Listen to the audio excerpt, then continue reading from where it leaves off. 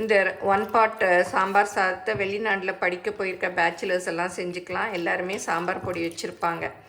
இதை வந்து டக்குன்னு செஞ்சு சூடாக சாப்பிட்லாம், ரொம்ப நல்லாயிருக்கும். இந்த மாதிரி தளர்த்தியாக சாம்பார் சாதம் செய்யணுமா, வாங்க எப்படி செய்யலான்னு பார்ப்போம். எங்கள் ப்ராடக்ட்ஸ் எல்லாம் யூடியூப்பில் கமெண்ட்ஸ்க்கு கீழே வந்துட்டுருக்கு. அதில் போய் கிளிக் பண்ணிங்கன்னா அதோட ரேட்டு டீட்டெயில்ஸ் எல்லாமே இருக்கும். அதை கிளிக் பண்ணி நீங்கள் வேணுங்கிற பொருளை ஆர்டர் பண்ணி வாங்கிக்கலாம்.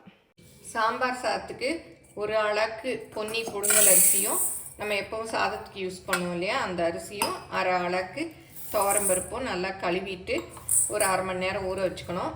புளியை வந்து ஒரு சின்ன எலுமிச்சம்பழம் சைஸ் புளியையும் ஊற வச்சுருக்கேன். ஒன் பாட் சாம்பார் சாதத்துக்கு தேவையான பொருள்லாம் எடுத்து வச்சுக்கிட்டாச்சு. இந்த மாதிரி எடுத்து வச்சுக்கிட்டோம்னா டக்குன்னு செஞ்சிடலாம்.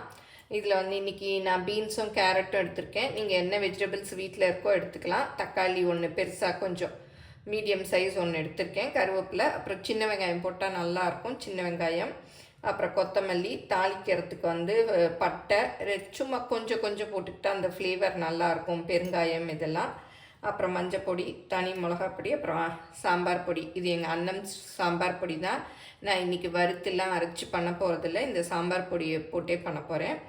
அப்புறம் உப்பு, அரிசியும் பருப்பும் ஒரு அரை மணி நேரம் ஊற வச்சுக்கணும். ஊற வச்சு செஞ்சால் தான் சாம்பார் சாதம் சூப்பராக சாஃப்டாக இருக்கும். அப்புறம் தாளிக்கிறதுக்கு எண்ணெய், கடைசியாக தாளித்து கொட்டுறதுக்கு கடுகு, 2 வரமிளகா, கொஞ்சம் பெருங்காயம், அப்புறம் நெய். கடைசியாக தாளித்து கொட்டினா தான் சாம்பார் சாதம் நெய் மணத்தோடு சூப்பராக இருக்கும். இண்டஸ் வேலிலேருந்து 4.5 லிட்டர் ப்ரெஷர் குக்கர் சென்ட் பண்ணியிருக்காங்க. இது ஸ்டெயின்லெஸ் ஸ்டீல் சாண்ட்விச் பாட்டம். நல்லா ஹெவியாக இருக்கிறதுனால நம்ம பிரியாணிலாம் போட்டால் அடியெல்லாம் பிடிக்காது, நல்லாயிருக்கும். இதுக்கு வந்து 3 இயர்ஸ் வாரண்டியும் உண்டு, வாரண்டி கார்டும் அனுப்புகிறாங்க. இது வந்து கேஸ்ட் அயனில் மினி ஊத்தப்பம் பேன். இதில் வந்து நம்ம சீசன்லாம் பண்ண வேண்டாம், ஒரு 2-3 தடவை நல்லா வாஷ் பண்ணிவிட்டு ஊத்தப்பம் ஊற்றிக்கலாம். நல்ல நான்ஸ்டிக் மாதிரி ஒட்டாமல் சூப்பராக வரும், நல்ல ரோஸ்டாகவும் வரும். கேஸ்ட் அயனில் குழிப்பணி அரைக்கல் ஸ்கொயர் ஷேப்பில் இருக்குது. இவங்கக்கிட்ட ரவுண்ட் ஷேப்லேயும் இருக்குது, ஸ்கொயர் ஷேப்லேயும் இருக்குது. எது வேணும்னாலும் நம்ம வாங்கிக்கலாம். இதெல்லாம் வேணும்னா நான் ஸ்க்ரீனில் வந்து என்னோடய கூப்பன் கோடு கொடுக்குறேன். அதை யூஸ் பண்ணி வாங்கிக்கினீங்களா உங்களுக்கு அடிஷ்னலாக 12% டிஸ்கவுண்ட் கிடைக்கும். டிஸ்கிரிப்ஷனில் அவங்களோட லிங்க் கொடுக்குறேன், வேணுங்கிறவங்க செக் பண்ணி வாங்கிக்கங்க. இப்போ 2 டேபிள் ஸ்பூன் அளவுக்கு நம்ம சமையலுக்கு யூஸ் பண்ணுற எண்ணெய் ஊற்றிக்கலாம். இதில் 2 சின்ன பீஸ் பட்டை, 2 கிராம்பு, கொஞ்சமாக பெருங்காய கட்டி அது போட்டுக்கலாம். இந்த பட்டை கிராம்பு பொரிஞ்சிருச்சு. சின்ன வெங்காயம் கொஞ்சம் போட்டுக்கலாம்.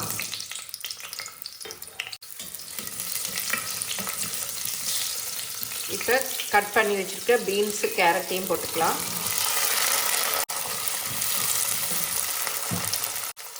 இப்போ தக்காளியும் போட்டுக்கலாம். கொஞ்சம் கருவேப்பிலை போட்டுக்கலாம். கடைசியில் தாளிக்கரைச்சி கொஞ்சம் போட்டுக்கலாம். அப்புறம் இந்த சாம்பார் சாதத்துக்கு தேவையான உப்பையும் போட்டுடலாம்.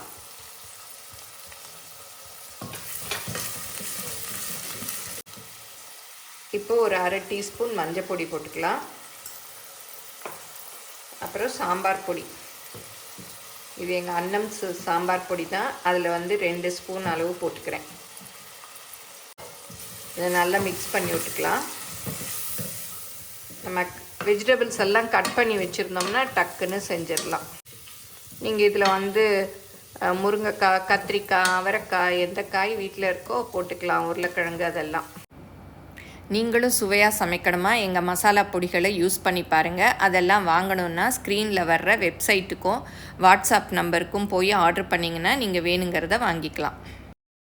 நான் 1 டம்ளர் அரிசியும் அரை டம்ளர் துவரம்பருப்பும் ஊற வச்சுருக்கேன். 1 டம்ளருக்கு 4 டம்ளர் தண்ணி. அப்போ 1.5க்கு 6 டம்ளர் ஊற்றணும். இது வந்து 2 டம்ளர் பிடிக்கும். இப்போ 2, 4, 6 நல்லா கொதி வரட்டும். பாருங்கள், எல்லாத்தையும் நம்ம ரெடியாக எடுத்து வச்சுக்கிட்டோம்னா டக்குன்னு செஞ்சிடலாம். புளி வந்து இப்போவே ஊற்றக்கூடாது, அப்புறம் காய்கறிகள், சாதம், அரிசி எல்லாம் வேகாது. அதனால் நல்லா வேக வச்சுட்டு கடைசியாக தான் புளி தண்ணி ஊற்றணும். இந்த ஒன் பாட் சாம்பார் சாதத்தை வெளிநாட்டில் படிக்க போயிருக்க பேச்சுலர்ஸ் எல்லாம் செஞ்சுக்கலாம். எல்லாருமே சாம்பார் பொடி வச்சுருப்பாங்க. இதை வந்து டக்குன்னு செஞ்சு சூடாக சாப்பிட்லாம், ரொம்ப நல்லாயிருக்கும். கலருக்காக காஷ்மீரி சில்லி பவுடர் 1/2 டீஸ்பூன் போடுறேன். இருந்தால் போடலாம், இல்லாட்டா விட்டுடலாம். இப்போ ஊற வச்ச அரிசியும் பருப்பையும் சேர்த்துக்கலாம். இந்த மாதிரி ஊற வச்சு சேர்க்கறதுனால அரிசி வந்து சாஃப்டாக வேகும், நல்லாயிருக்கும் சாம்பார் சாதம். இப்போ பாருங்கள், நல்லா கொதி வந்துருச்சு. குக்கரை மூடி 4 விசில் விட்டுடலாம்.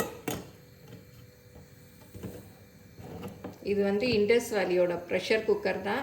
இந்த குக்கர் வேணும்னா நான் டிஸ்கிரிப்ஷனில் லிங்க் கொடுக்குறேன், வேணுங்கிறவங்க வாங்கிக்கோங்க.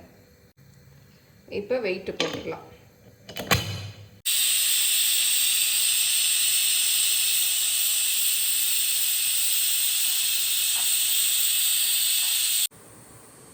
இப்போ 4 சவுண்ட் வந்துருச்சு, அடுப்பை ஆஃப் பண்ணிக்கலாம்.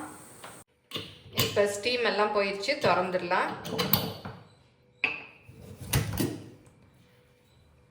பாருங்க, சூப்பராக வெந்திருக்கு. நல்லா அப்படியே குலைவாக கொலன்னு இருக்கு. இப்படி இருந்தால் தான் நேரம் ஆக ஆக வந்து கட்டியாகாமல் இருக்கும். தண்ணி குறைவாக இருந்ததுன்னா அப்புறம் ரொம்ப கட்டியாயிடும். இப்போ வந்து நம்ம புளி கரைச்சதை ஊற்றிக்கலாம். அடுப்பை ஆன் பண்ணிக்கலாம். இப்போ புளி தண்ணி ஊற்றிடலாம். அப்படி நல்லா மிக்ஸ் பண்ணி விட்டுடலாம். புளி கொஞ்ச நேரத்தில் கொதித்து சரியாயிடும். நீங்கள் குலைவாக வேணும்னா நல்லா மசிச்சு விட்டுக்கலாம், இல்லை இப்படி இருக்கட்டும்னா இப்படி விட்டுடலாம். பாருங்க, நல்லா வெந்துருச்சுலாம். இப்போ இதுக்கு வந்து தாளித்து கொட்டிடலாம். நீங்கள் ஃபஸ்ட்டே தாளிக்கிறதுனாலும் தாளிச்சிக்கலாம். நான் ஃபஸ்ட்டு பட்டை கிராம்பு போட்டேன் இல்லையா, அப்போ. ஆனால் கடைசியாக தாளித்து கொட்டினா அந்த ஃப்ளேவரோட ரொம்ப டேஸ்டியாக இருக்கும். அதனால தான் நம்ம சோம்பேறித்தனம் பார்க்காம தாளித்து கொட்டினோன்னா நல்லா டேஸ்டியாக இருக்கும்.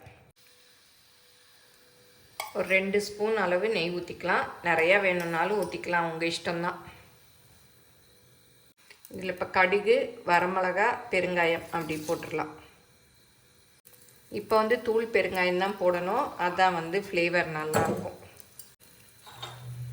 கருவேப்பிலை வந்து கடைசியாக போட்டுக்கலாம், இல்லாட்டா அப்படி ரொம்ப ஃப்ரை ஆன மாதிரி ஆகிடும்.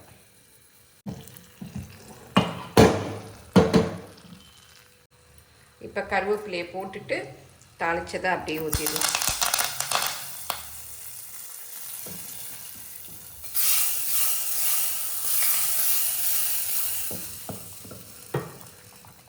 இப்போ வந்து அடுப்பை ஆஃப் பண்ணிடலாம். இப்போ கொத்தமல்லி தூவிக்கலாம்.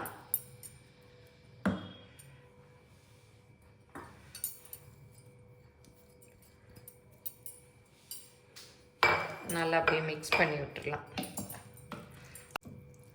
பாருங்கள், எவ்வளோ தளர்த்தியாக நல்லா இருக்குது.